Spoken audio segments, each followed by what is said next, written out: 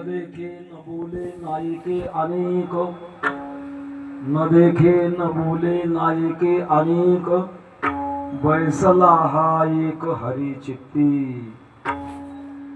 सासरे माहेर मज नाही कोणी, एक केले दोन्ही मिळवुनी. आळ आला होता आम्ही भांडपुरी, आळ आला होता आम्ही भांडपुरी, तुका म्हणे खरी केली मात. सासरे माहेर मज नाही कोणी, एक केले दोन्ही मिळवुनी.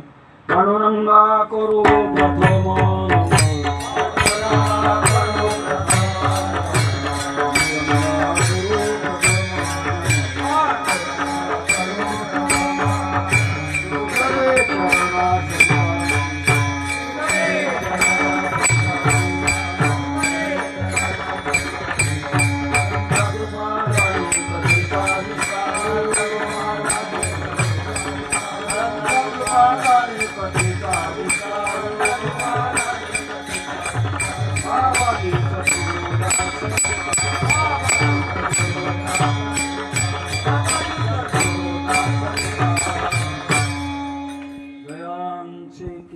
स्मरण होय सकळ विद्यांचे अधिकरण.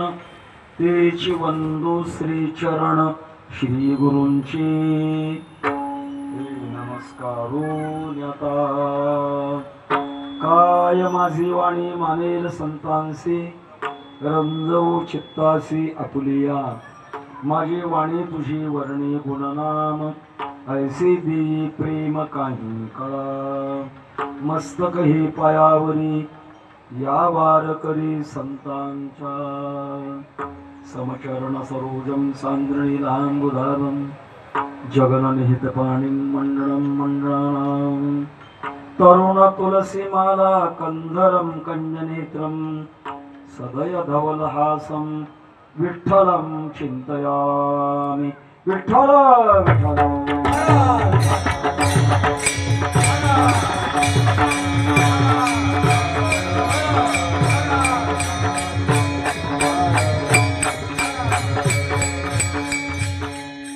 न देखे न बोले नायिके अनेक, बैसला हा एक हरी चित्ती. सासरे माहेर मज नाही कोणी, एक केले दोन्ही मिळवुनी. अनंत कृपा सागर भगवत पूज्यपाद जगदोद्धारक जगद्गुरु श्री तुकोबार श्री क्षेत्र शेलापुरी या ठिकाणी वैकुंठवासी हरिभक्ती परायणा मातोश्री मथुराबाई सुंदरराव शेंडगे यांचं वैकुंठ गमन झालं. त्या संस्कारात आजची चिंतन सेवा गंगा पूजनाची आहे. याला आपल्याकडे प्रतिशब्द गोड जेवण असाही देखील वापरला जातो. या जगात आपण जन्माला आलो, या स्तराचं नाव आहे मृत्यूलोक. जिथे माणसाला मरावं लागतं, नाही असं मरावंच लागतं. त्याचं कारण आहे असं आहे, जन्माचा सोहळा जर झाला तर मृत्यूचा सोहळा होणारच. जन्म मृत्यूच्या सोहळ्या ना म्हणू नये धनंजया जिया परी, माऊली सांगतात. उपरण्याचा एक काळ धन उचलला की दुसरा उचलावं लागत नाही, आपोआप उचलला. तसं जन्माचा सोहळा झाला की मरणाचा सोहळा होतच असतो. फक्त अपवाद चिरंजीव काही. अश्वत्थामा बलिव्यासो हनुमांश विभीषण, कृप परशुरामश्च सप्तयते चिरजीविना. ते 7 चिरजीव खूप दिवस जगणार. ज्याने नर्मदा परिक्रमा केली त्यांना अनुभव येतो. पिसाईच्या झाडीमध्ये अजून अश्वत्थामा आढळतो. अति दुर्गंधी आली की समजायचं अश्वत्थामा जवळ कुठेतरी आहे. तेव्हा हे फक्त चिरंजीव आहे. पण एक काळ मात्र यांना सुद्धा आपलं देह सोडावं लागतं. नवे नवे महाराज सांगतात, इथं जो परमात्मा अवतार धारण करतो तो सुद्धा अवतार ठेवत नाही. महाराज येते नाही उर्वली अवतार, तीरते पामर जीव किती. छोटासा अपवाद फक्त एक, भगवान कृष्ण परमात्म्याचा जो 8वा अवतार झाला आणि सोरटी सोमनाथला पिंपळाच्या झाडाखाली एका पारद्याच्या पायाला बाण लागल्यामुळे देह सोडला. तिथं दाखवतात जागा अजून, जिथं अग्निसंस्कार दिले तीही जागा दाखवतात. आणि रक्षासर्ग केल्यानंतर मात्र भगवान कृष्ण परमात्म्याचं हृदय तशाला तसं समुद्रामध्ये तरंगत तरंगत गेलं. आणि ते ओरिसा प्रांतातल्या राजाला स्वप्न पडलं आणि माझं हृदय आलेलं आहे, एक मूर्ती तयार कर आणि त्या मूर्तीमध्ये पाठीमागून माझं हृदय बसव, ज्याला आपण जगन्नाथ प्रभुपुरी म्हणतो. ही काष्टाची मूर्ती आहे आणि प्रत्येक 12 वर्षाला मूर्ती बदलली जाते. त्या शिवारात लिंबाचं झाड असेल, त्या लिंबाच्या झाडाच्या लाकडापासूनच जगन्नाथाची मूर्ती बनवली जाते. आणि अगोदरच्या मूर्तीच्या आत असणारा जे हृदय आहे ते काढून नवीन बनवलेल्या मूर्तीमध्ये बसवावं लागतं. मात्र बसवणार कोणी चालत नाही, तो सदाचारी लागतो. आणि काढून बसवत असताना त्याने ते नाही पाहिलं पाहिजे. जर पाहिलं तर तिथंच त्याचा मृत्यू आहे. अशा दक्षतेनं जगन्नाथ प्रभूंच्या हृदय म्हणजे भगवान कृष्ण परमात्म्याचं ते हृदय एवढा अपवाद आहे. आणि मनुष्य लोकांमध्ये समाधी बैसला निर्वाण कथा कीर्तन करीतो, विश्वमाऊली ज्ञानोबा आहे संजीवन समाधीमध्ये, जगद्गुरु तुकोबा आहे मानव देह घेऊन. पण बाकीच्यांना मात्र आपला देह सोडावा लागत असतो. माणसं मरण टाळण्याचा प्रयत्न करतात पण टळत नसतं. फार झालं तर लांबत असतं. टळणं वेगळं आणि लांबणं वेगळं. बघा काय भाग्यवंत आहेत या मातोश्री. 105 वर्षाचा विषय आणि वारकरी संप्रदायाची साधना, फार मोठं भाग्य. मला तसं वाटतं तरी माझ्या दैवा पावी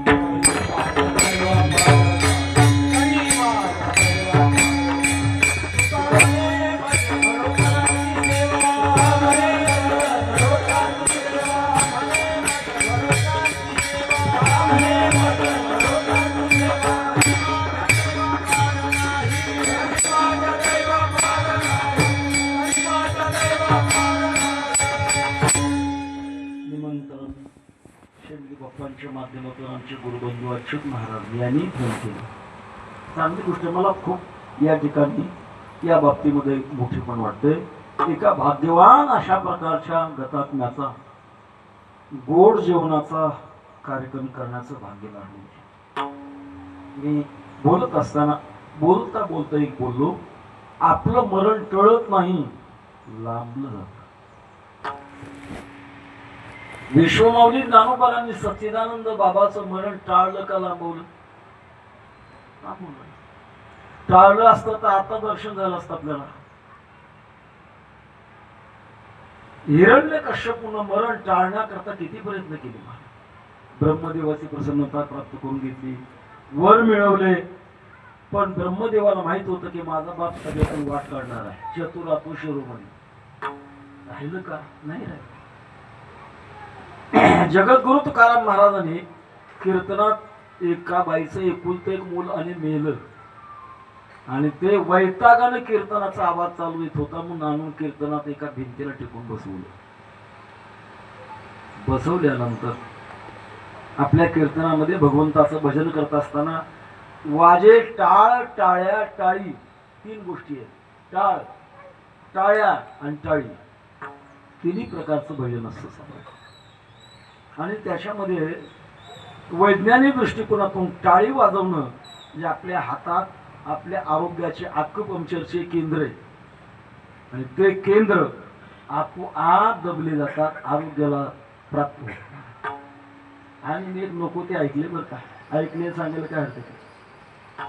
जे किन्नर असतात ना, किन्नर, त्यांना दवाखाना लागतच नाही, त्यांना सारख्या टाळ्या वाजवतात ते. तर त्या टाळ्या वेगळ्या आहेत. मला हे सांगायचंय की ते टेकून बसवलेलं टाळी वाजत नव्हतं. तुकाराम महाराजांनी पाहिलं त्याच्याकडे. का सगळे आपण भजन करत असताना टाळ्या वाजून भजन करता, पण टेकून बसलेलं का बरं वाजवत नाही? जवळच्याने निरखून पाहिलं.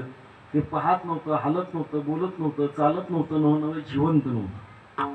जवळच्याने सांगितलं, महाराज तुम्ही म्हणता ते भजन का करत नाही? ते जिवंत नाही म्हणून भजन करत नाही. जे जिवंत असतात तेच भजन करत असतात. असं कळल्यानंतर तुकोबारांनी एक अभंग खर्च केला. अशक्य ते तुम्हा नाही नारायणा, निर्जीवा चेतना अनावया. त्या अभंगातून भगवंताची प्रार्थना केली आणि ते मेलेलं मूल परत जिवंत झालं. मला म्हणायचं त्याचं मरण टाळलं का लांबवलंय? लांबवणं वेगळं आणि टाळणं वेगळं. तेव्हा मृत्यूलोकातला नियम आहे, टळतच नाही.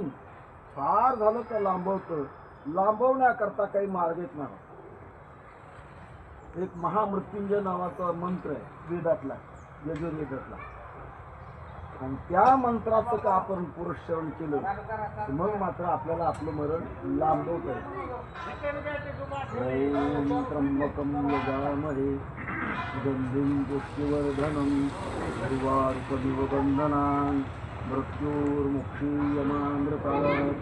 हा मंत्र याचा जप करावा म्हणजे मरण लांबलं.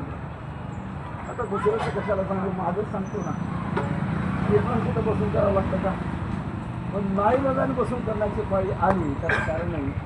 काही काळापूर्वी व्हायरल इन्फेक्शनचा हल्ला झाला. लातूरच्या सर्व तज्ज्ञ डॉक्टरांनी सांगितलं 4 तासापुढे जगू शकत नाही. आमच्या गुरुबाकाकांच्या परावरच्या सचिवानं प्रयत्न करून मुंबई विमान मागवलं. त्यावेळेला विलासराव देशमुख आणि विमानाने लातूर ते लोहगाव, लोहगाव ते रुबिहार, पुणे 41 मिनिटात पोहोचले. 5 दिवस जग कळत नव्हतं.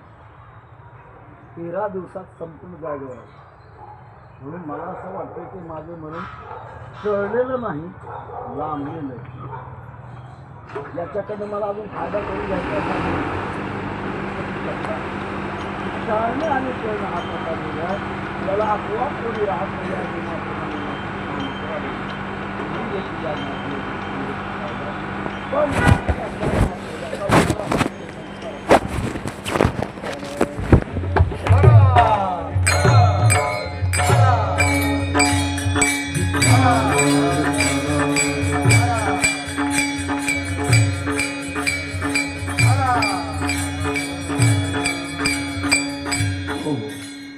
जन्माला आल्यानंतर मरावं लागतं, मेल्यानंतर पण जन्माला यावं लागतं.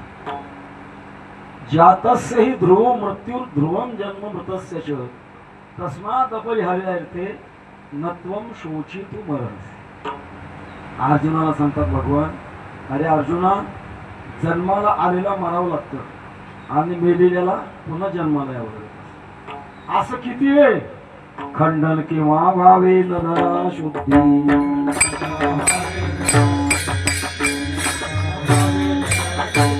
जन्मावे मरावे, जन्मावे मरावे, जन्मावे मरावे, जन्मावे मरावे, जन्मावे मरावे, जन्मावे मरावे, जन्मावे मरावे, जन्मावे मरावे. खंडन केव्हा व्हावे नजरा शुद्धी.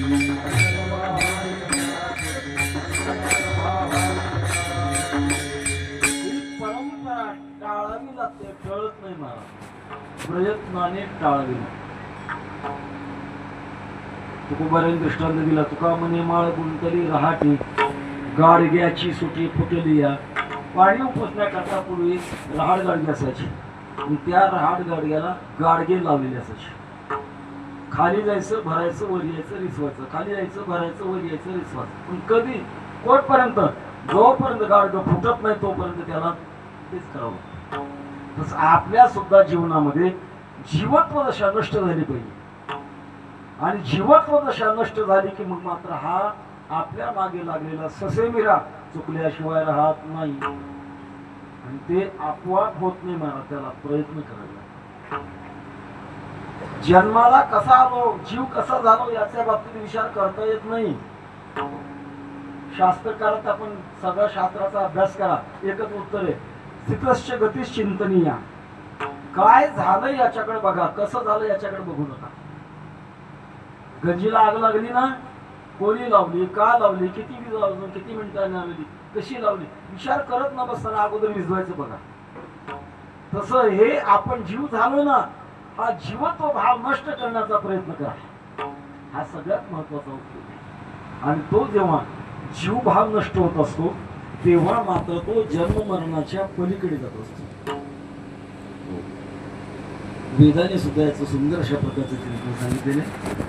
जोपर्यंत भेदभाव आहे तोपर्यंत जन्म मरणाच्या तुकडीत राहावं लागणार. परंतु या जन्म मरणाच्या दुथडीच्या पलीकडे जाण्याकरता मात्र परमात्मा स्वरूपाशी एकता का प्राप्त झाली की मग मात्र आपण त्याच्या पलीकडे जातो. जड परतंत्र आहे, जीव काही अंशात स्वतंत्र आहे, काही अंशात परतंत्र आहे, आणि परमात्मा पूर्ण स्वतंत्र आहे. जड पूर्ण परतंत्र आहे. आता माईक जोडलेलं हे जे स्टँड आहे ते पूर्ण परतंत्र आहे. पूर्वी कुठं होतं, कुठून आलं, कुठं आलं, आणि इथून पुढे कुठं जाईल काय सांगता येतं. त्याच्या इच्छेनं नाही, त्याला इच्छा नाही. जीवात्मा काही परतंत्र आणि काही स्वतंत्र आहे. मागचं कर्म भोगण्याकरता आपण परतंत्र आहोत, पण पुढचं होण्याकरता मात्र स्वतंत्र आहोत. सतीकर्म मूले जात्यायुर्भोग हा सांख्यशास्त्रकार सांगतात. 3 गोष्टीमध्ये आपण बांधलेलो. सतीकर्म मूले विपाको जात्यायुर्भोगा, जात, आयुष्य आणि भोग हे मागच्या कर्माप्रमाणे. कोणत्या जाती जन्माला यायचं, कर्म मागचं. आयुष्य किती असायचं हे मागचं कर्म आहे. आणि भोग कोणते कोणते मिळणार हे देखील मागच्या कर्माचाच प्रकार आहे. भोगे कळो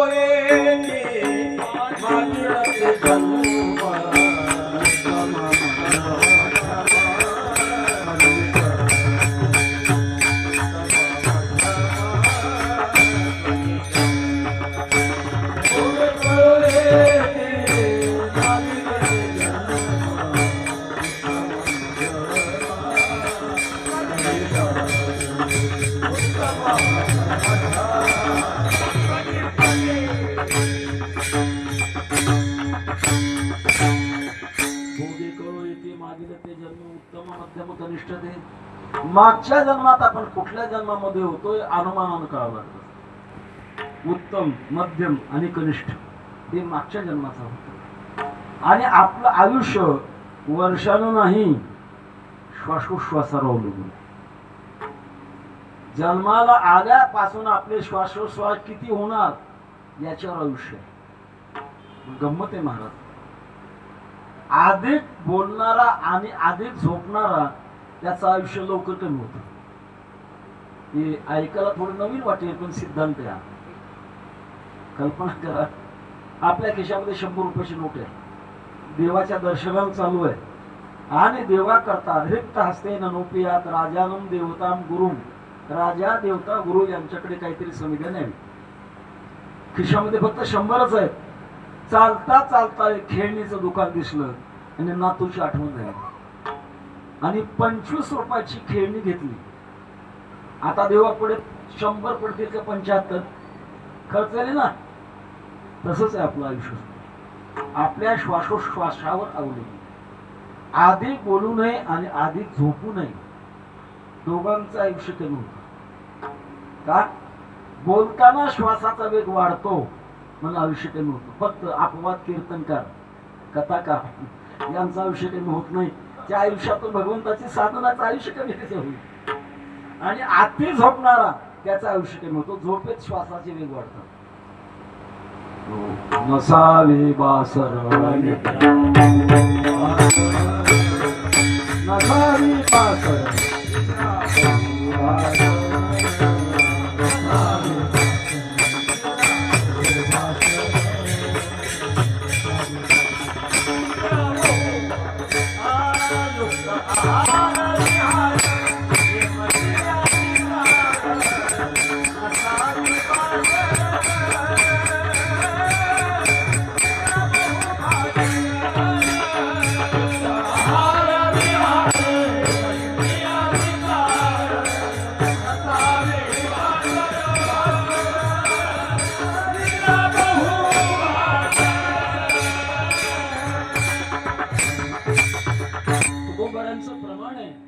नसावे बासर निद्रा बहु भाषण. झोप जास्त नसावी आणि भाषण जास्त नसावे. मला वाटतं मी बोलतोय पण मला याचं उदाहरण सांगितलं तर आपल्याला सगळ्याला पटेल. विश्वमाऊली ज्ञानोबांचा काळ किती वर्ष होऊन गेली हो? 750 वर्ष होऊन गेली. आणि ज्ञानोबांच्या दर्शनाला एक योगीराज आले होते. काय नाव त्यांचं? चांगदेव. आयुष्य किती? 1400 वर्षाचे तप्ती रहिवासी. 750 वर्षापूर्वी 1400 वर्ष जगलेला एक योगी आपल्याला पाहायला मिळतो. कशाने जगला? या सिद्धांताने. योग साधनेमध्ये प्राण निरोध नावाची क्रिया आहे. एकदा का प्राण आत घेतला जागेवर ठेवायचा. पूरक, रेचक आणि कुंभक 3 प्रकारे प्राणायामाचे. आपण रामदेव बाबांच्या याच्यातून ऐकलं असेल. पूरक हवा आत घेणे, कुंभक ठेवणे, रेचक सोडणे. ते प्राण निरोधानामध्ये जेव्हा आपला श्वास रोखला जातो तेव्हा मागचे श्वास शिल्लक राहतात. म्हणून 1400 वर्ष जगली. सांगण्याचा माझा मुद्दा असा की या पद्धतीप्रमाणे आपल्याला देह सोडावा लागत असतो. पण सोडत असताना मात्र याचा सदुपयोग करावा लागतो. काय सदुपयोग करावा? आयुष्याच्या साधने, आयुष्याच्या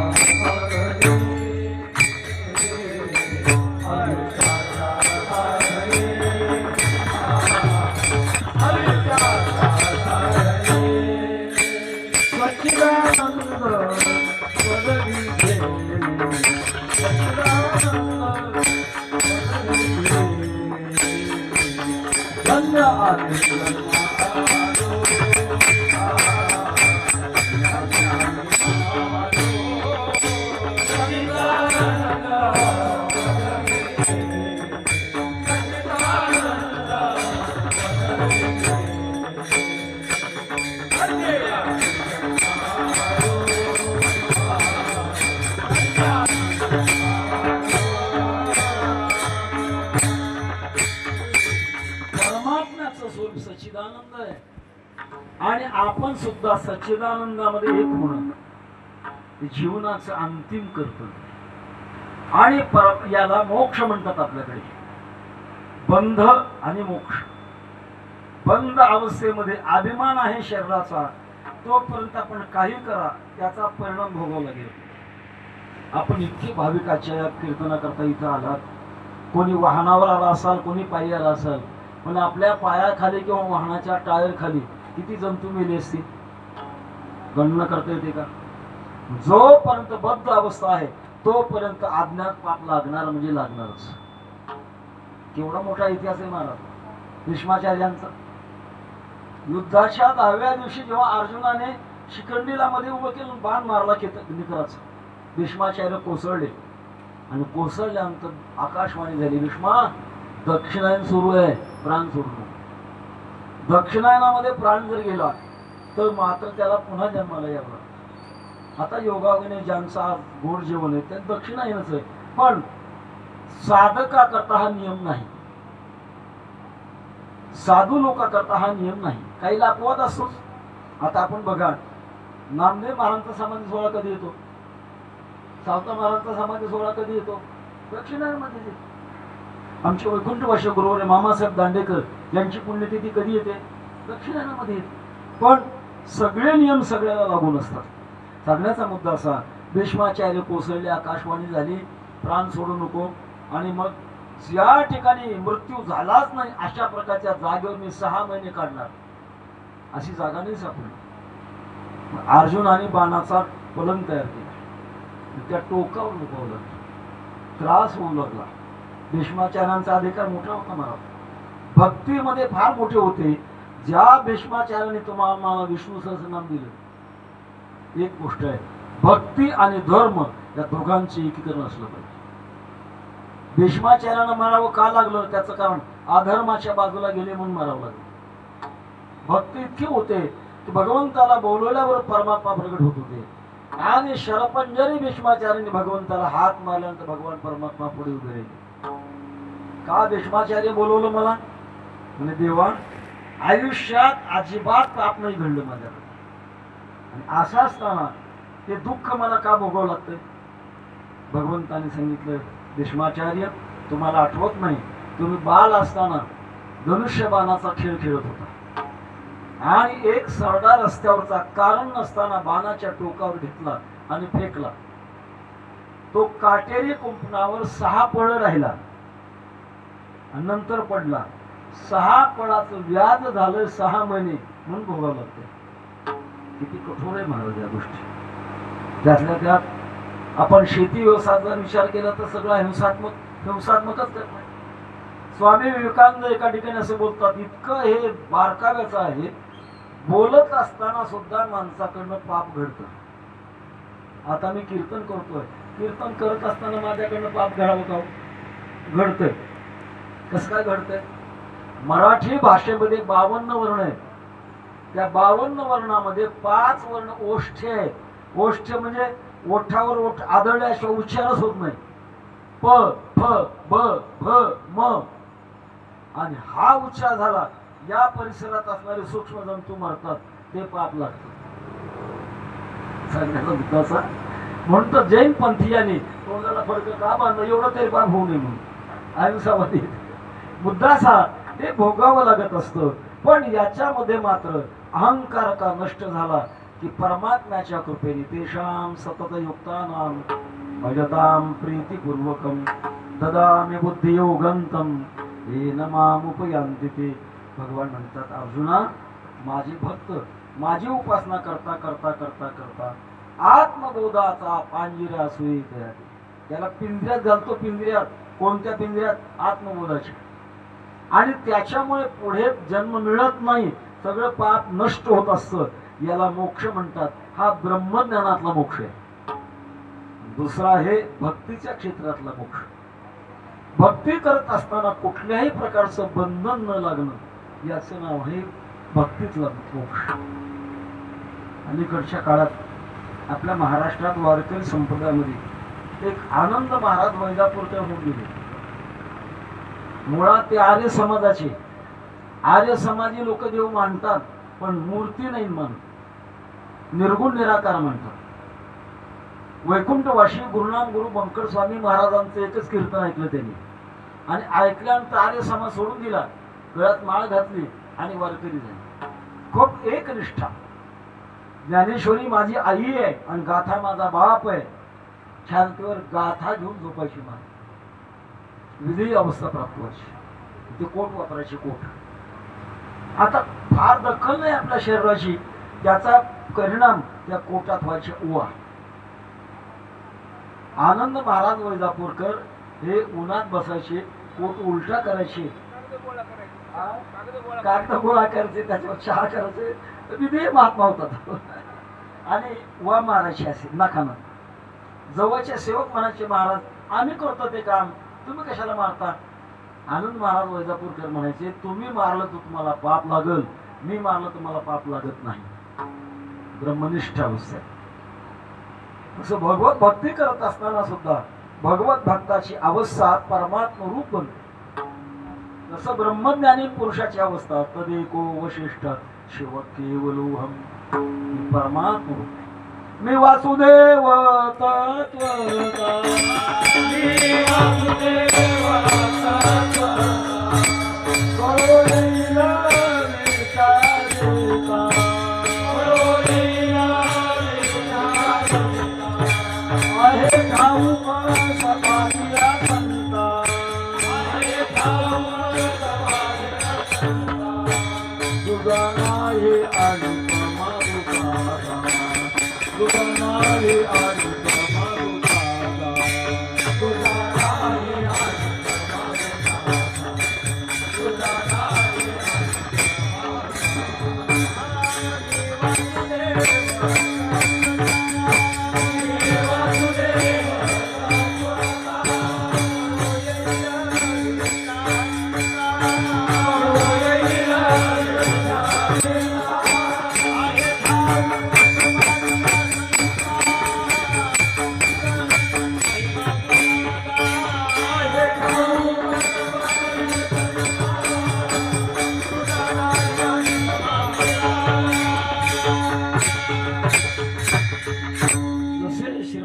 शंकराचार्यांचे 4 शिष्य, त्याच्यामध्ये हस्तामलक 7 वर्षाचे होते.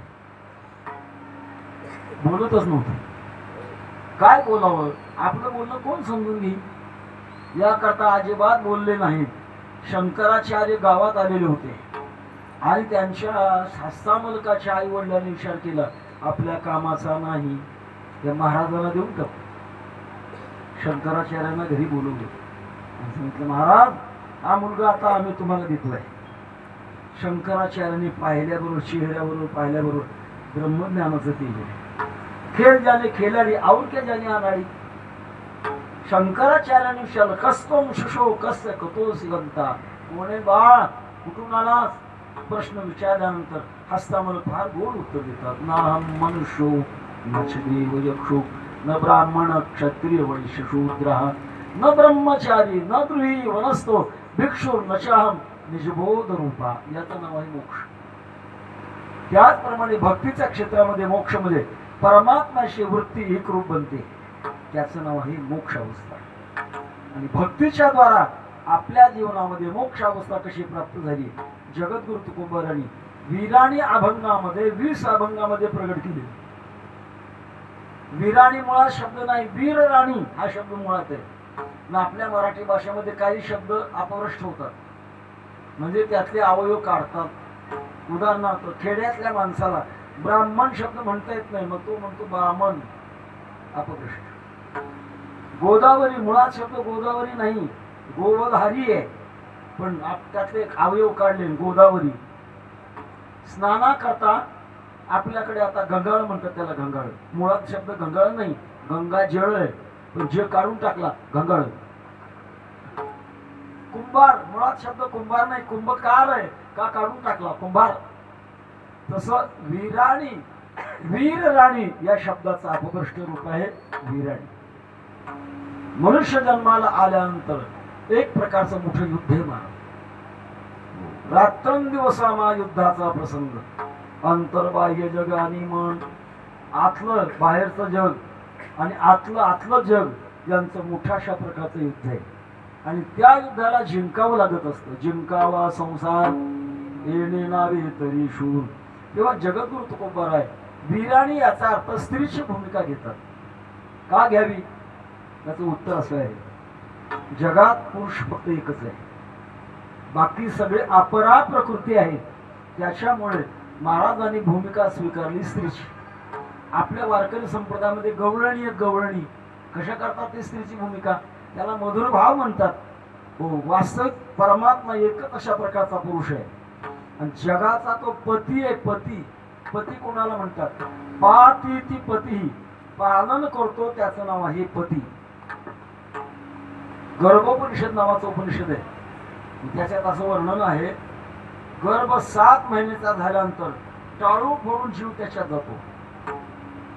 आपण बघा, जुन्या लोकांना माहित असेल, जुन्या आजी लहान बाळाचे टाळू माकाच्या खड्डा साजायचे, खड्डा असं तेलाने टाळू माकाच्या, तिथून प्रवेश असल्यामुळे ती जखम व्हायची. आणि 7 महिन्यानंतर तो जीवात्मामध्ये गेल्यावर राहिलेले दिवस 2 महिने 9 दिवस. जीव म्हटलं की त्याला प्राण आहे, आणि प्राण म्हटलं की त्याला अन्नाची गरज आहे.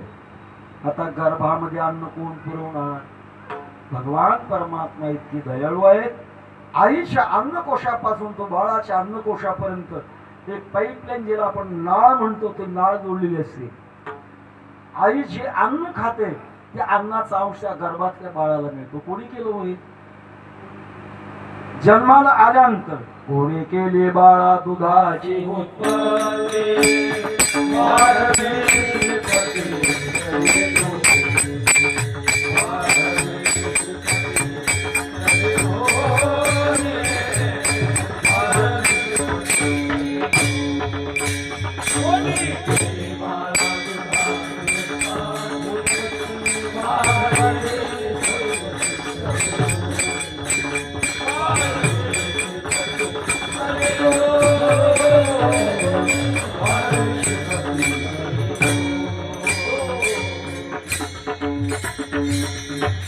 जगात एकच परमात्मा पती आहे, आणि म्हणून संतांनी कोणती स्वीकारली अवस्था? मधुर भावाची स्वीकारली. तसं याही अभंगामध्ये जगद्गुरु तुकोबांनी स्त्रीची भूमिका स्वीकारली आणि आपल्या जीवनामध्ये युद्ध जिंकलंय. त्याला म्हणतात वीर राणी. ते कसं जिंकलंय? अर्थात जिंकणं म्हणजे या जन्म मरणाच्या तावडीतून, या शत्रूतून बाहेर पडलो. शत्रू जिंकला. कसा जिंकला? भक्तीच्या माध्यमातून जिंकला. भक्तीच्या माध्यमातून कसा जिंकला? अभंगाच्या पहिल्या चरणात आहे. न देखे न बोले नायके आनेक, न देखे न बोले नायके आनेक,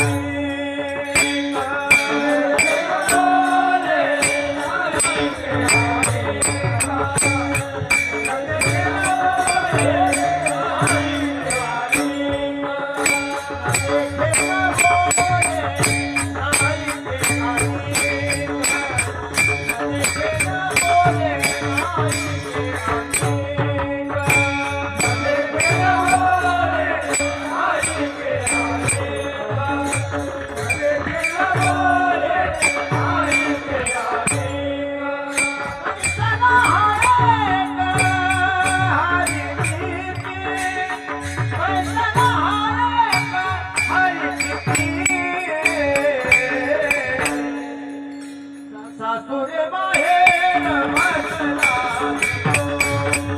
सासुरे बाहेर सासुरे बाहेर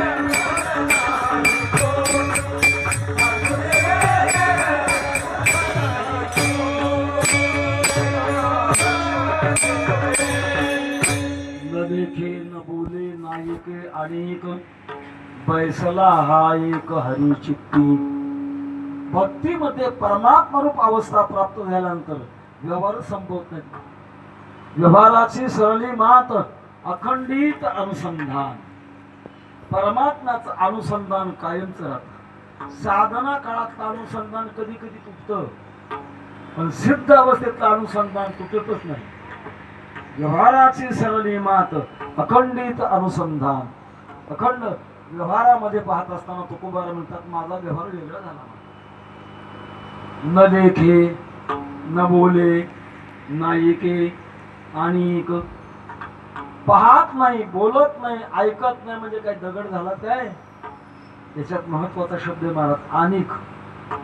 अनेक शब्द प्रत्येक क्रियेला लावून घ्यायचा. अनेक न देखे, अनेक न बोले आणि अनेक नायके, याचं नाव आहे अनुसंधान. हे अनेक पाहत नाही, परमात्म्याशिवाय दुसरं जगात पाहतच नाही. जिकडे पाहे तिकडे बाई श्रीहरी वाचवणे तुझे नाही. आपल्या देशातला एक इतिहास आपण ऐकला असेल मागे. ज्या काळात हिंदुस्थानची फाळणी झाली नव्हती त्या काळात लाहोर शहर हिंदुस्थानमध्ये होते. आता पाकिस्तानची राजधानी आहे. फाळणीपूर्वी लाहोर युनिव्हर्सिटीमध्ये गणितशास्त्राचे प्राध्यापक होते. त्यांचं नाव होतं तीर्थराम. अतिबुद्धिमान, गणिताचा का क्लिष्ट विषय पण त्यांचा हात समोर होता. एके दिवशी कॉलेज सुटलं होतं. तीर्थराम घराकडे चालले होते आणि असाच एक आध्यात्मिक कार्यक्रम चालला होता. एकच वक्ता बोलतोय आणि हजारो माणसं शांत चित्ताने ऐकतात. तीर्थरामांना वाटलं काय चाललंय बघूया बरं. उभे राहिले हात बांधून. विषय फार सुंदर रंगात आलेला होता. उठा जागी वारी आता, स्मरण करा पंढरीनाथा, भावे शरणी ठेवा माथा, वा व्यथा जन्माचा, क्षणभंगूर नाही भरवसा, वारे सावध तोडा माया आशा, काही नचले मग गळा पडेल भाषा, पुढे हुशार थोर आहे वळसा. तीर्थरामांच्या मनावर परिणाम होत होता. वैकुंठवासी गुरुनामगुरु बंकर स्वामी महाराज म्हणायचे पेटणाऱ्या वस्तूचे 3 प्रकार आहेत. कापराच्या जातीचं, गोवरीच्या जातीचं, शेणाच्या जातीचं. कापराच्या जातीचं कापराशिवाय ती लगेच पेटतात. गोवरीच्या जातीचं फुंकून फुंकून धुमसून धुमसून आषाढी कार्तिकी आषाढी कार्तिकी हळू हळू हळू पेटत.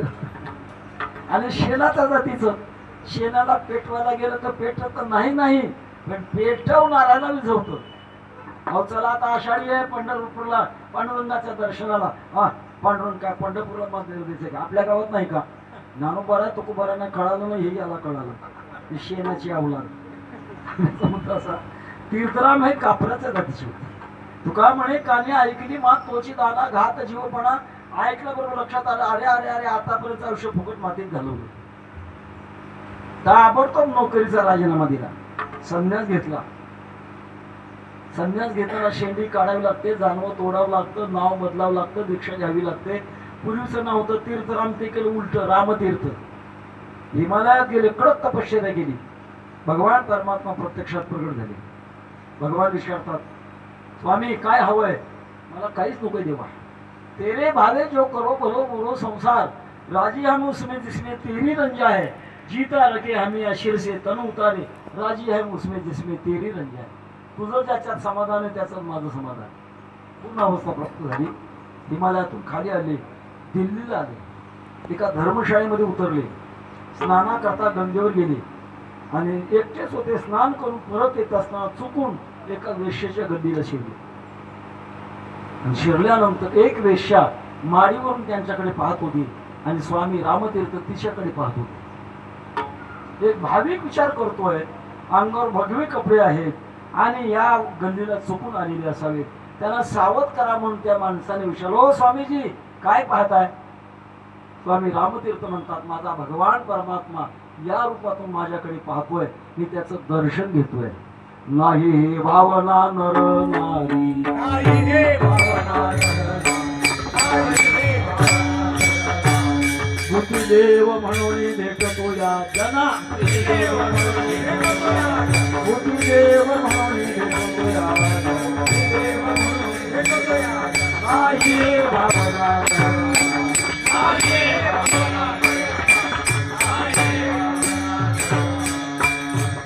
नमस्कारी भूते विसरून याती ते मी आत्मस्थिती जाणीते. आपल्या वारकरी संप्रदायामध्ये पाया पडे जन दर्शन घ्यावं लागतं महाराज. कोणी असो, एखादा लहान मुलानं जर आपलं दर्शन घेतलं, हात जोडून प्रतिनमस्कार करावा. शास्त्र असं सांगते, फक्त त्याच्या पायाला हात लावू नका. त्याच्या पायाला हात लावला तर त्याचं आयुष्य कमी होत असतं. त्याच्या हृदयात परमात्मा आहे या भावनेनं त्याला नमस्कार करा. ज्याला नियम माहित नाही ना, ते ताट उभं राहतात मकाच्या बुरकुंडासारखं, प्रतिनमस्कार करतच नाही. सगळं पुण्य नष्ट होतं महाराज. त्याच्याकरता वंदीन मी भूते आता अवधीच समजते, तुमची करीन भावना जेथे तेथे नारायण. प्रतिनमस्कार. मला हे विचार म्हणायचं असं, न देखे परमात्म्याशिवाय आता मी दुसरं काही पाहत नाही. अनेक न देखे, न देखे नाही के दुसरं काही ऐकतच नाही. तुका म्हणे कानी बधीर झाली. एक भगवान परमात्म्याचं चिंतन मी कानामध्ये ऐकते. न देखे न बोले, दुसरं काही बोलत नाही. समर्पिली वाणी पांडुरंगी घेते झाली. उद्या होते मुक्ताफळी जसं होऊया मंगळी. कोणी प्रश्न विचारी, महाराज अखंड जर भगवंताचं नामचिंतन करतोय तर यांचे व्यवहार कसे होतात? एखादा मोक्ष प्राप्त झालेला भगवत भक्त, त्याचे व्यवहार होत नाहीत का? होतात. मग नामचिंतन बंद पडत नाही का? बोलताना नामचिंतन बंद पडत असेल, त्याचं उत्तर असेल महाराज, 2 वर्ष अखंड वैखरी वाणीनं नामचिंतन जर केलं तर ते नामचिंतन मध्यमा वाणीत उतरतं. मध्यमा वाणी गळ्यात आहे आणि ते गळ्यातलं नामचिंतन फक्त स्वतःला ऐकू येतं, दुसऱ्याला ऐकू येत नाही. मध्यवान वाणीतलं चिंतन 6 महिने अखंड जर चाललं तर पश्यंतीमध्ये उतरतं. पश्यंती हे बेंबीच्या वर आहे, त्या पश्यंती वाणीमध्ये उतरतं. आणि पश्यंती वाणीतलं अखंड चिंतन चाललं की बेंबीच्या ठिकाणी परा नावाची वाणी आहे, तिथं उतर. आणि त्या परावाणीमध्ये का नामचिंतन उतरलं, मग मात्र न करिता पांडवा भजन झाले. अखंड खंडेना जीवन रामकृष्ण नारायण. एक उदाहरण सांगतो महाराज. आपल्या भारत देशामध्ये करपात्री होऊन गेली. गोवध बंदी करता फार मोठी चळवळ केली होती आणि त्यावेळेला इंदिरा गांधी पंतप्रधान होते. साधू लोकांनी आंदोलन केलं होतं आणि त्यांच्यावर गोळी चालवण्याची आज्ञा केली. त्यावेळेला करपात्री महाराजांनी शाप दिला, साधू लोकांवर जर गोळी चालण्याची आज्ञा देतेस तर तुला तुझ्यावर सुद्धा गोळी चालली जाईल, असा भयानक शाप दिला.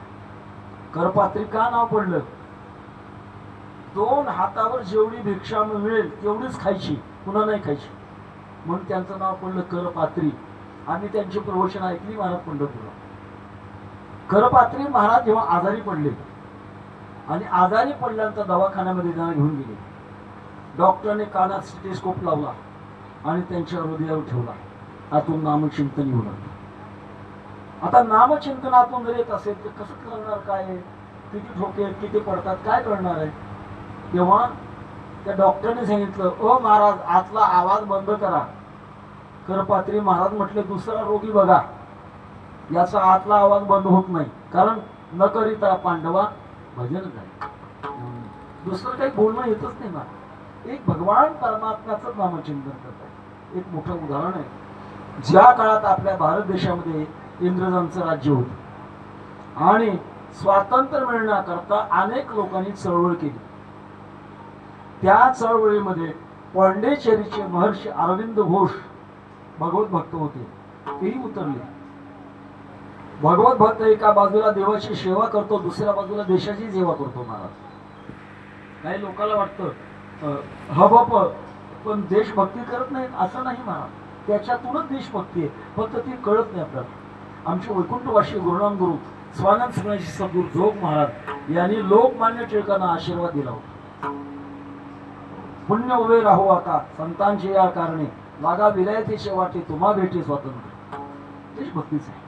जेव्हा अरविंद घोष एका आंदोलनात उतरले गेले, त्यांना कैद केलं आणि त्यांच्यावर खटला भरला. जेव्हा न्यायाधीशाकडे उभं केलं, सरकारी वकिलाने विचारलं, तुमचं काय नाव आहे? श्रीकृष्ण. वडिलाचं श्रीकृष्ण, आडनाव श्रीकृष्ण, गाव श्रीकृष्ण, तालुका श्रीकृष्ण, जिल्हा श्रीकृष्ण, देश श्रीकृष्ण. श्रीकृष्णाशिवाय त्यांना बोलताच येणार. न्यायाधीशाने विचार केला, ज्यांना श्रीकृष्णाशिवाय बोलता येत नाही हे आंदोलनात उतरते कशाला? निर्दोष मुक्तता. आणि जेव्हा बारमध्ये दोन्ही पक्षाचे वकील आले, सरकारी वकिलांनी अरविंद घोषांच्या वकिलाला विचारलं, काय पक्षकार, काय वकालत घेतली, तुमचा पक्षकार वेडा, त्याला श्रीकृष्णाशिवाय दुसरं काही बोलताच येईना. अरविंद घोषाचे वकील म्हटले, तुम्हालाच कळत नाही, जगात माझ्या पक्षकारासारखा शहाणा पक्षकार फार कमी आहे आणि त्यांना देवाचं वेड लागलेलं आहे. ते देवाचं वेड लागण्याकरता अनंत जन्माची पुण्यही लागते, तेव्हा देवाचं वेड लागतं. न देखे न बोले नाही के अधिक, दुसरं मी काही ऐकत नाही. बैसला हा एक हरी चित्ती, हरिने माझे हरिले चित्त, भार व्यक्त विसरले. वृत्तीमध्ये परमात्मा काहीदा का सामावला गेला की जे सगळे व्यवहार जे असतात ते भगवत रूपच होत असतात.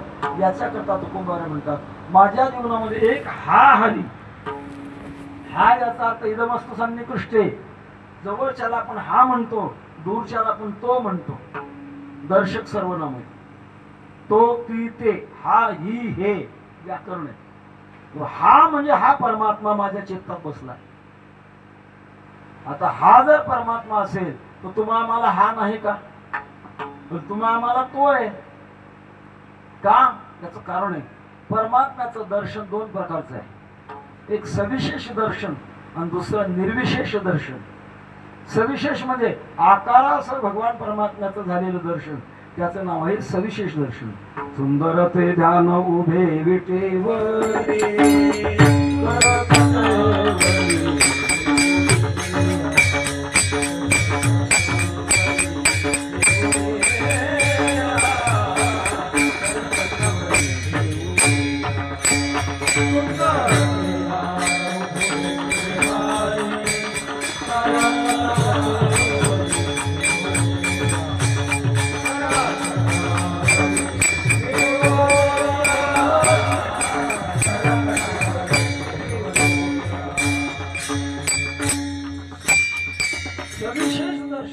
पांडुरंग कांती दिव्य तेज जळत, रत्न किळ फाकती प्रभा.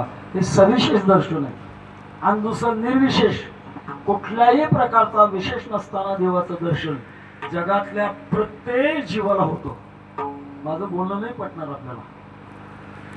तुम्हा मला सुद्धा निर्विशेष दर्शन कायमच होतं नाही, आत्ता होतंय, पण ते लक्षात येत नाही. एक उदाहरण सांगतो. एका शिक्षकाने वर्गात 40 मुलं होती. त्यांच्या बुद्धीची परीक्षा पाहण्याकरता एका अंधाऱ्या खोलीमध्ये एक टेबल ठेवला आणि त्या टेबलवर 9 वस्तू ठेवल्या. प्रश्न टाकला, बाळाभाऊ खोलीमध्ये जायचं, टेबलवर किती वस्तू आहेत ते मोजायच्या आणि आपल्या नावापुढे आकडा लिहायचा. एक एक एक एक मुलगा सोडला. प्रत्येकाने मध्ये जाऊन मोजायच्या वस्तू 9 असायच्या, आपल्या नावापुढे 9 टाकायचं 9 टाकायचं. 40 जणांच्या याच्यामध्ये 9 अशा प्रकारचा आकडा आला. गुरुजींनी सांगितले, बघा तुमचं चुकलं गणित. मुलांनी सांगितलं, गुरुजी तुम्ही एकटे चुकले म्हणता आणि 9 वस्तू आहेत असं आम्ही 40 जण म्हणतो. मेजॉरिटी कोणाची? मेजॉरिटीला महत्व कशात आहे? लोकशाहीमध्ये. किती शहाणे याला महत्व नाही, किती मत याला महत्व आहे. सगळ्याचा मुद्दा असा की मेजॉरिटी आमची आहे. गुरुजी म्हटले, अरे बाबा मेजॉरिटीला किंमत नाही सिद्धांतामध्ये. किती शून्य एका ठिकाणी केल्यानंतर एक होईल. येते का गणित कुणाला? किती शून्य एका ठिकाणी केले एक होईल. मी म्हणतो 1,00,000 शून्य एका ठिकाणी केल्यानंतर एक होईल. शून्य ते शून्य, एक ते एक.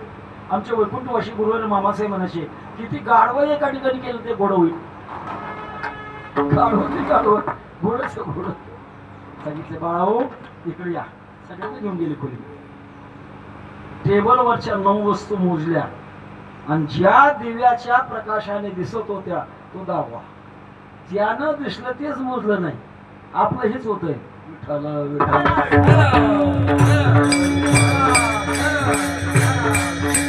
परमात्म्याच्या निर्विशेष स्वरूपाला आपण पाहू शकत नाही, पण तो हा कोणाला होतो ज्याने भगवत भक्तांची भक्तीची भक्ती केली आहे आणि परमात्म्याने आपलं रूप दाखवलंय, त्याला हा होतो. पण ही विराणी म्हणते, बैसला हा एक हरी चित्ती. माझ्या चित्तामध्ये एक हरी चित्तात बसलेला आहे.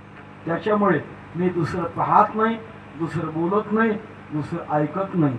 अहो तुम्ही हे बोलताय, पण प्रपंचातल्या नात्याच्या बाबतीत भेद असेल ना तुमच्या मनात, अभंगाच्या दुसऱ्या चरणात सांगतात, सासरे माहेर मन नाही कोणी.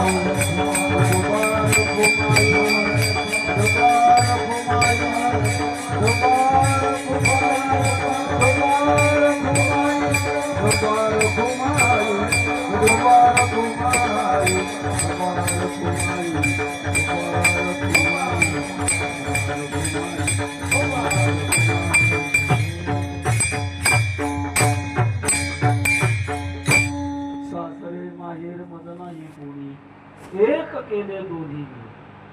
व्यवहारातली भाषा न फुटणारी आहे. वेदाची भाषा असताना ती भाषा अभिदाची आहे. स्त्री जीवनामध्ये मुलगी जिथं जन्माला येते त्याला माहेर म्हणतात. माहेर आणि मुलीचं लग्न झाल्यानंतर जिथं दिलं जातं त्याला सासर म्हणतात. सासर. पुरुषाला माहेर नाही, सासर नाही. भक्ताला माहेर आहे, पंढरी माझे माहेर.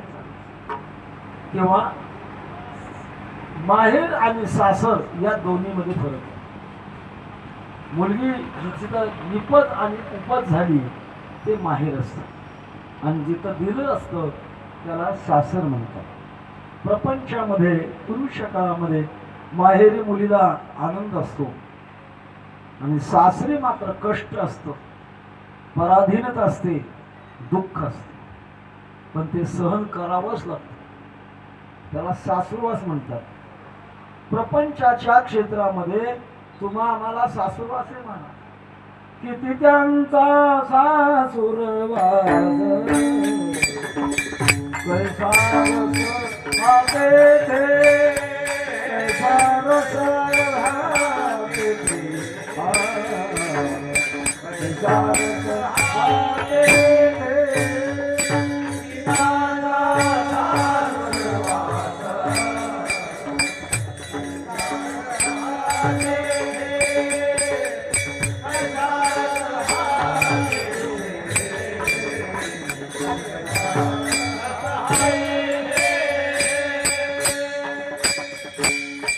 किती त्यांचा सासरवास कैसा रस हा तिथे का गवळीत चिंतन आहे. प्रपंचामध्ये केवढा सासरवास आहे. मी बोलून गेलो. बोलता बोलता चालता चालता त्याचे परिणाम भोगावे लागतात. सासरवास. सासरवासामध्ये पती किती जरी आडदांड असला तरी सेवा करावी लागते. सासरा खडूस असला तरी सेवा करावी लागते. सासूबाई कर्कशा जरी असली तरी सेवा करावी. आणि त्यातल्या त्यात ननंद कंसात लवंगी मिरची आत्ती तिखट सेवा करावीच लागते. सासरी नांदत असताना सगळ्यांची मनधरणी करावी लागत असते आणि ते सहन करणं त्याचं नाव आहे सासरवास. तसं संसार हा सासरवास आहे आणि परमात्मा हे माहेर. या संसारात जीवदशा म्हणून प्राप्त का झाली तर खूप त्रास सासरवास. अनेक बंधन आहेत. 7 प्रकारची बंधन आहेत. वेळ नाही आपल्याला, 12 वाजायला लागले तेव्हा सगळी बंधनं तोडावी लागत असतात. ही सगळी बंधनं तोडली आणि माहेर दोन्ही एक केलं म्हणतात. हे थोडे व्यवहाराच्या भाषेत बसत नाही. सासर ते सासर आणि माहेर ते माहेर. पण परमार्थाच्या भाषेमध्ये सासर सासर राहत नाही, सासर माहेर होते. असे न धनेवरे आपुले माहेर, असे न धनेवरे आपुले माहेर, असे न धनेवरे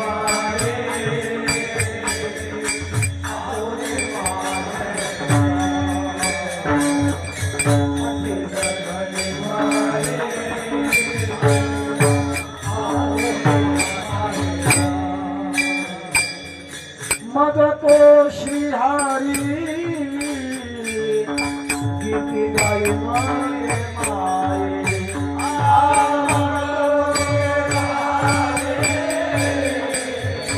किती गाई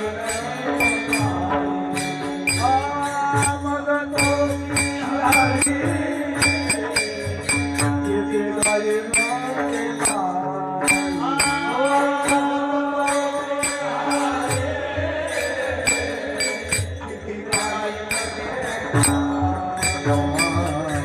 असे मगनी वरे आपुले माहेरी, असे मगनी वरे आपुले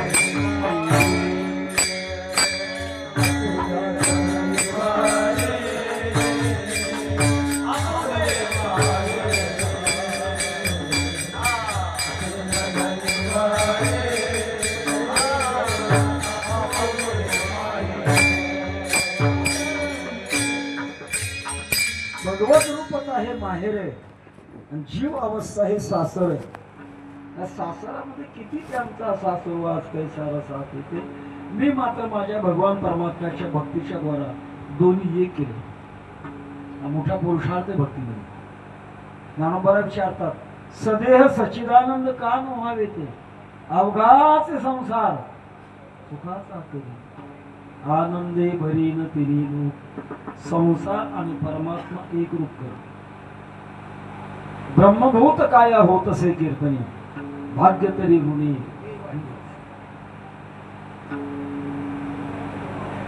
ज्या भगवान परमात्म्याच्या भक्तीच्या द्वारा सकळ चिंतामणी शरीर जरी जाय, अहंकार देह आशा, निंदा हिंसा नाही, देह कपट बुद्धी, निर्मळ स्फटिक जायचा. छोटा इतिहास आहे. आपल्या महाराष्ट्रामध्ये 750 वर्षापूर्वी 108 संतांचा अवतार एका वेळेला झाला. निवृत्तीनाथादी हे 4 संत, नामदेव महाराजांच्या घरात 14, चौथा महाराज, सेना महाराज, असे गोरोबा काका महाराज, कान्हो पाठक, 108 संतांचा अवतार. त्यामध्ये 2 संत वयोवृद्ध होते, कान्हो पाठक आणि गोरोबा काका महाराज. त्या काळातल्या राजाला असं समजलं की कान्हो पाठकांना परीस भेटलाय, जो लोखंडाला चिटकवला की त्याचं सोनच बनतं. कान्हो पाठकाला दरबारात बोलवलं आणि विचारलं, का हो, तुम्हाला परीस भेटलाय म्हणतात, तुम्हाला भक्ताला काय करायचं सोनं? भगवत भक्ताच्या जीवनामध्ये सोने आणि माती आम्हा समान चित्ती असं म्हणणारे तुम्ही, मला राज्य चालवायचंय, मला तो परी देऊन टाका. कान्हो पाटकांनी सांगितलं, राजा तुम्हाला चुकीचं कळलं, मला परीस भेटला नाही ना, माझं शरीर परिसृत झालंय. खरं कुठं पाहण्याकरता राजाने कमरेची तलवार बसली आणि कान्हो पाटकांच्या शरीराला चिटकवल्याबरोबर लोखंडाची तलवार सोन्याची बनली. अंगाला करून घाम फुटला, अरे अरे अरे केवढं. आणि मग सांगितलं, महाराज क्षमा करा, इथून पुढं तुमचं आडनाव पाठक आहे ना, या पाठक नावाच्या पाठीमध्ये राज शब्द जोडला जाईल. त्या प्रसंगामुळे ज्ञानोबारांनी समाधी घेतल्यानंतर पहिलं कीर्तन केले कान्हो पाटकांनी. अजूनही पुण्याला त्यांचा वंश आहे आणि समाधी सोहळ्याच्या दिवशी राज पाटकांच्या कीर्तनाला मान आहे. म्हणा का बोलतो, शरीरातही बदल होतो. शरीरात बदल झाला, संसारात बदल झाला, परमात्मा एकरूपता झाली, उपाधी गेली. उपाधीची बीज जळवली राहिले सहज, आम्हा राहिली ते आता चाली देवाची या सत्ता. उपाधी नष्ट झाली. दृष्टांत सांगतो थोडक्यामध्ये. एक सरोवर आहे आणि मातीचं गाडगं आहे, पाण्यानं भरलंय. एका माणसाला वाटलं आतलं पाणी बाहेरचं पाणी एक करायचं. तो माणूस त्या सरोवरामध्ये गेला, चांगल्या कमरेच्या पाण्यामध्ये जाऊन त्याने ते मातीचं भरलेलं पाण्यानं गाडगं बुडवलं. एक दगड घेतला आणि खालून फोडलं. काय होईल? गाडग्यातलं पाणी आणि सरोवरातलं पाणी भिन्न राहील का? दोन्ही खोल. जसं परमार्थाच्या क्षेत्रामध्ये सासर आणि माहेर दोन्ही एक केलं म्हणतात. सासरे माहेर मध नाही कोणी, एक केले दोन्ही मिळवून. दोन्ही एक आम्ही केलेलं आहे. याच्याकरता महाराज आपला पुरुषार्थ सांगत असताना म्हणतात, आमच्या भूतकाळामध्ये मात्र आमच्यावर एक आळ आला होता. ते अभंगाच्या शाळाला होता.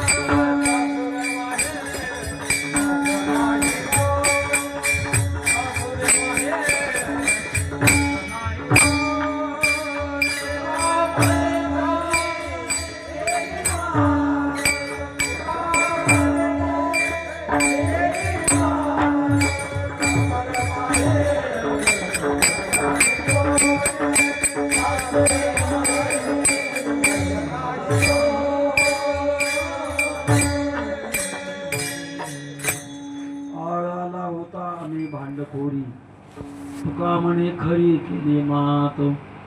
साधना करत असताना साधकावर आळ येतो, यांना कुठं जमत नाही हो, ते कोणातच मिसळत नाहीत, ते भांडखोरच आहेत, असा आळ येतो. आणि भांडावे ते हित, तुकोबारा म्हणतात साधकाने भांडलंच पाहिजे. कोणाबरोबर भांडायचंय? प्रपंचाबरोबर भांडायचंय. विठ्ठल विठ्ठल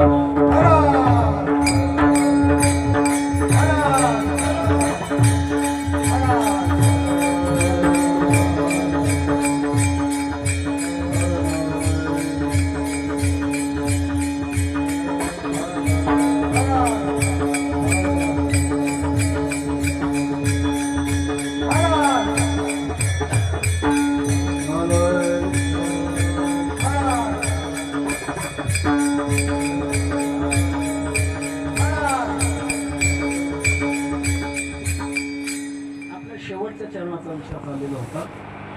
तुकोबारांच्या अभंगामध्ये शेवटी म्हणतात माझ्यावर आळा लावता. कशाचा? आम्ही भांडकुदळ येत नाही, भांडणारेच आहोत. प्रपंचाची बाधा निमूळपणे सहन करणं हा दोष आहे, आणि प्रपंचाची बाधा सहन न करणं हा गुण आहे. येणे मज भोगविल्या खाणी, नसता छंद लाविला मनी, माझ लोभी माझे भ्रमणी, झाली बोरणी विटवणी. संसारानं आमचं किती नुकसान केली ना. म्हणून शत्रूला शत्रू समजणं हा दोष नाही मला. आणि निर्दळना कंटकाचे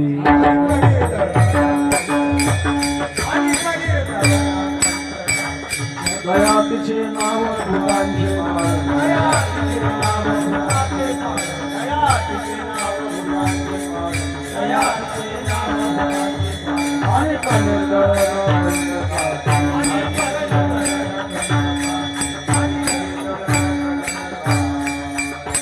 समाज कंटकाचं निर्दळन करणं ही सुद्धा दयाचे तुकोबारांचं साधन आहे. भारत देशाच्या सीमारेषेवर उभं राहून मिलिटरी म्हणलं जर दया केली तर आपण हे भजन करू का? त्याने हातात बंदूक घेऊन शत्रूला मारलंच पाहिजे. एवढं मोठं उदाहरण श्रीमद भगवद्गीता. अर्जुनाला दयावृत्ती निर्माण झाली होती आणि सांगितलं आता देवाने अजिबात युद्ध करणार नाही, हे असं तू येतवर भिक्षा मागता भली, हे माझे गुरुवर्य आहेत, भीष्माचार्य द्रोणाचार्य सगळे माझे ग्रोथकर्ज आहेत आणि यांना मारून यांच्या रक्तात माखलेले भोग मी भोगू, हे असं तू येतवर भिक्षा मागता भली. भगवंताने सांगितलं अर्जुना अरे तुझा निर्णय चुकला आहे. ज्याचं कर्तव्य जे आहे ते त्यानं केलंच पाहिजे. स्वे स्वे कर्मण्य विरतः संसिद्धीं लभते नरः. ज्याचं कर्म त्याने करावं हा नियम आहे. भगवान परमात्म्याचा निरूप आहे जगात की ज्याच्या वाट्याला जे कर्म आलं त्याने ते आपलं निमुट म्हणून भगवंताची सेवा म्हणून करावं. आता कीर्तन करायचं म्हटलं ते कीर्तनामध्ये सुद्धा ज्याचं त्यानं कर्म करावं लागतंय. कीर्तनात 4 भाग आहेत: टाळकरी, मृदंगवादक, श्रोते आणि कीर्तनकार. किती झाले भाग? 4. प्रमाण सुटल्यानंतर उचलण्याचं काम कोणी करायचंय? टाळकऱ्याने करायचं. मृदंगवादकाने काय करायचं? सगळ्या टाळकऱ्यांना एका ताला घेऊन चालायचं काम कोणी करायचं? हे बंद पडू द्या, बघा कसं ते टाळ एका ठिकाणी वाजतात का नाही बघ. श्रोत्याने काय करायचं? अजिबात झोपीनं जाताना लक्ष द्यायचं, लक्षात ठेवून जीवनात उतरण्याचा प्रयत्न करायचा. हे श्रोत्यांनी काम करायचं. आणि वक्त्यांनी काय करायचं? वेद शास्त्र आणि संत यांच्या वचनाच्या आधारानं सर्वांची मन शब्दाच्या हातात घेऊन परमात्म्याकडे घेऊन जायचं काम कीर्तनकारांनी करायचं. 5 गोष्टी सांगून समाजाच्या वेळेचा खाना खराबा कीर्तनकारांनी करू नये. सांगण्याचा माझा मुद्दाचा हे काम केलंच पाहिजे. तसं साधक दशका निर्माण झाली की संसाराकडे त्याने दोष बुद्धीनं पाहिलंच पाहिजे. हे संस्पर्श जरा भोगा दुःख येऊ नये एवते आद्यंतवंत कौंतेय न ते शुरमते दुधा. ज्याच्यातून आपल्याला त्रास होणार आहे त्याच्याकडे गुणाने पाहू नये, दोषानेच पाहू. कदाचित मधुमेह झाला, ज्याला अलीकडे डायबिटीज झाला, डायबिटीज झालेल्या माणसाने साखर टाकले दूध घ्यावं का चुकणार? साखर आवडत नाही का? आवडते, पण दोष आहे तिच्यात. आपल्या शरीराला ती हानिकारक आहे. तसं संसाराकडे पाहत असताना एक गुणबुद्धी आहे आणि दुसरी दोषबुद्धी आहे. अज्ञानी माणसाची संसाराकडे गुणबुद्धी असते आणि ज्ञानी माणसाची संसाराकडे पाहत असताना दोष दृष्टी असते. ये संस्पर्शजा भोगा दुःख यो न एवते आद्यंतवंत कौंतेय नतेषु रमते बुधा. शहाणी माणसं याच्यात रममाण होत नाही. हा याचा वापर करावा लागतो पण रममाण नव्हतं व्हायचं. याच्याकरता भांडखोर व्हावं लागत असतं. भांडणशी झाले तुकोबारांचे का बोलले कोणाबरोबर भांडायचंय संसाराबरोबर आणि याने भांडल्याचा आम्हाला समाजामध्ये आळा लावताय भांडखोर आहेत म्हणून. भांडखोरपणा कायम उघडा पडत असतो. वैकुंठवासी गुरुवेंदुंडा महाराजांनी गंमत सांगितली होती लक्षात आहे म्हणून सांगतो. एक गावात महिला अशी होती की ती रोज भांडायची. भांडण केल्याशिवाय जेवण करायचंच नाही हा तिचा नित्यनेम आम्ही गावातल्या सगळ्या मंडळींनी ठेवलं आज हिच्या बरोबर भांडायचंच नाही. काय करू द्या कशी बोलू द्या भांडायचंच नाही. कोणी भांडणार आता नित्यनेम नाही होत मग आता जेवण कसं करायचं भांडायला तर पाहिजे. दुर्गा महाराज म्हणायचे त्या बाईने घेतला पदरामध्ये दिसतो घेतला आपल्या आणि रस्त्यावर निघाले. एक माणूस पडून आला. माणूस पडून आल्यानंतर म्हटलं आई साहेब आता पदर जायला लगेच भांडायला सुरुवात केली. मला आई साहेब म्हणतो तुझा बाप काय माझा काय नवराय कर भांडायला झाली सुरुवात कर. भांडण कशातून होईल काही सांगता येत नाही. भांडणाचा स्वभाव परमार्थामध्ये असावा. तो कशा करता असावा संसारातली दोष बुद्धी पाहण्याकरता असावा. तुकोबारा म्हणतात आळ आला होता आम्ही भांडखोरी तुका म्हणे खरी केली मात. आम्ही भांडणच केलं आणि भांडण केल्यानंतर संसाराला बाजूला केलं. त्याचे दोष पाहिले परमात्म्याची साधना केली आणि त्याच्या कृपेने मात्र आता न देखे न बोले नायके अनेक फैसला हा एक हरी चित्ती. सासरे माहेर मज नाही कोणी एक केले दोन्ही मिळवणी. ज्ञानेश्वर माऊली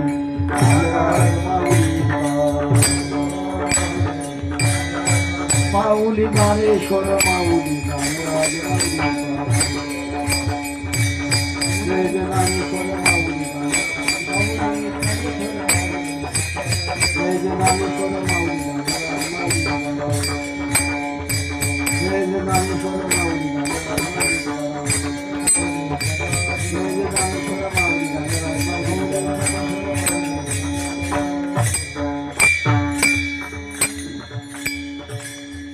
वैकुंठवासी हरिभक्ती पुराणा मातुश्री मथुराबाई सुंदरराव शेलगे यांच्या गंगा पूजनाच्या निमित्तानाची चिंता असेल. आपल्या संस्कृतीमध्ये संस्काराला फार महत्त्व. दोन प्रकारचे संस्कार आहेत. एक दहन संस्कार आणि दुसरे दफन संस्कार. दफन म्हणजे पुणे ते संस्कार वेगळे पण बहुतांश दहन संस्कार आहे. शरीरातून जीव बाहेर पडल्यानंतर एकदम तो पुढे जात नसतो तो भोवती घुटमळतो. त्याला अग्निडाग देण्याकरता त्याचे देखील उत्तराधिकारी आहे त्याने तो अग्निडाग द्यावा लागत असतो. काही भागामध्ये थोरला मुलगा काही भागामध्ये धाकटा मुलगा अशा वेगळ्या दोन पद्धती आहेत. अग्निडाग दिल्यानंतर त्याच्या अगोदर स्नान करून फडक्याने पाणी अंगठ्याने असं खाली अंगठ्याने पाणी पाजवलं लागत असतं. ज्या गाडग्यात घरून विस्तू आणला ते गाडगे स्नान करून पुन्हा पाण्याने भरायचं आणि सरणाभोवती 3 प्रदक्षिणा करायची. कोण्यातरी एखाद्या माणसानं असा मध्यम आकाराचा दगड घ्यायचा पायथ्याशी का प्रदक्षिणा आली की त्याच्यावर टपका मारायचा त्याच्यातून धार चढली पाहिजे. अशा 3 प्रदक्षिणा झाल्यानंतर खांद्यावरचं गाडगं मागे सोडवलं आणि बोंब मारायला. फिरविला घट फोडीला चरणी महावाक्य ध्वनी बनवले आणि ज्या दगडानं ते फोडलंय त्या खापराची चुरेचुरी करायची. त्या दगडाला आश्मा म्हणतात. गतात्मा 10 दिवस त्या दगडाच्या आश्रयाने राहतो म्हणून आपल्याकडे त्या आश्म्याची पूजा करावी लागते. त्याला पाणी घालावं लागतं त्याला नैवेद्य दाखवावं लागतं. दशक्रिया विधीच्या वेळेला दशक्रिया करत असताना मंत्राच्या द्वारे योग्य अशा प्रकारची दशक्रिया झाली मग तो जीवात्मा आश्म्यातून बाहेर येऊन पिंडात जातो. पिंडात असलेला जीवात्मा पुढे जाण्याकरता त्याची योग्यता आहे किंवा नाही हे तपासण्याकरता आपल्याकडे कावळा असतो. कावळा पितृदूत आहे. गतात्म्याच्या वासना अडकल्या किंवा नाही अडकल्या त्याला पाहिल्याबरोबर कळतं. आणि जेव्हा अडकल्या नसतील मग तो कावळा पिंड शिवतो. शिवल्यानंतर ज्याला या जन्मात मोक्ष प्राप्त झाला नाही त्याला प्रेत योनीमध्ये जाऊ लागतं. भूत योनी, प्रेत योनी. 1 वर्षभर तो भटकत असतो आणि भटकल्यानंतर त्याच्या वारसाने 1 वर्षानंतर ज्या व्यक्तीला देह पडलाय त्याच व्यक्तीला वर्ष श्राद्ध केलं जातं. अलीकडे मासिक श्राद्ध सुद्धा करण्याची पद्धत निघाली आणि ते वर्ष श्राद्ध योग्य का झालं की तो पितृ योनी प्रेत योनीमध्ये गेलेला जीवात्मा पितृ योनीमध्ये जातो. वर्षभर त्याचा अशा प्रकारचं चिंतन करत असतं, ऊर्ध्वगती प्राप्त होत असतं. तेव्हा आपल्या संस्कृतीमध्ये हा गंगा पूजन विधी ज्याला गोड जीवनाचा विधी म्हणतात. गोड कशाला म्हणतात? अनुकूलता, त्याला गोड म्हणतात.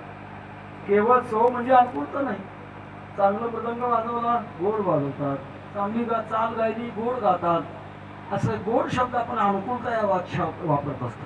तेव्हा गतात्म्याची अनुकूलता प्राप्त झाली याचं दर्शक अशा प्रकारचं गोड जेवण किंवा गंगापूजन असं केलं जातं. तेव्हा गतात्म्याच्या बाबतीमध्ये ज्ञानोबांची एक ओवी आहे, फार सुंदर ओवी म्हणा. मरणा आईलीकडे माते मिळून गेले पुढे, ते मरणी अनेकीकडे जातील केवी. मरणाच्या अगोदरच हाती मुखी नाम हाती मोक्ष ऐसे साक्ष बहुतांची. असं ज्याचं जीवन मोक्ष रूप झालं, न देखे न बोले नायके अनेक बैसला हा एक हरी चित्ती. असं जर जीवन झालेलं असेल तर ते भक्तीच्या द्वारा प्राप्त झालेली आणि एक मुक्ती आहे, मुक्ती. आणि ती मुक्ती करण्याकरता या ठिकाणी वैकुंठवासी हरिभक्तीपर आणि मथुराबाई शेंडगे यांचे सुपुत्र शोकाकुल श्री कल्याणराव सुंदरराव शेंडगे आणि गणेश सुंदरराव शेंडगे यांनी आपल्या धर्मसंस्कृतीप्रमाणे संस्कार करून या संस्कारात आजची कीर्तन सेवा आयोजित केली. कीर्तन सेवा कशा करता याचं एक कारण आहे महत्वाचं. हा विधी करत असताना ब्राह्मणदेव करतात, वेद मंत्राच्या विधी आणि विधान या माध्यमातून करतात. पण करत असताना अलीकडे कदाचित त्याच्या जर चूक झाली ती भरून काढण्याकरता एक महत्वाचा श्लोक आहे. यस्य स्मृत्याच नामोक्त्या तपो यज्ञ क्रियादिषु न्यूनम संपूर्णताम याती सद्देव वंदेत मच्चू. जे कमी पडलेलं असेल, जे चुकलेलं असेल तर भगवान परमात्म्याच्या नामचिंतनाने ते भरून निघतात. याच्याकरता भगवत कीर्तन. कीर्तनकार नाही मिळाले, बाकी नाही मिळाले, मग काय करावं? गावातले भजनी मंडळी बोलवावे आणि भजन करावं. भजनी मंडळी नाही मिळाले तर घरात बसावं, हाताने टाळीन मुखाने नामचिंतन करून त्या गतात्म्याला समर्पण करावं. हा एक प्रकारचा विधी आहे. भगवंताच्या नामचिंतनाने ऊन भरून काढली जाते. याच्याकरता आपण ज्यांच्या गंगा पूजनाकरता या ठिकाणी उपस्थित आहात त्यांच्याकरता हाताने टाळी मुखाने नामचिंतन करून त्यांना समर्पण करावं. रामकृष्ण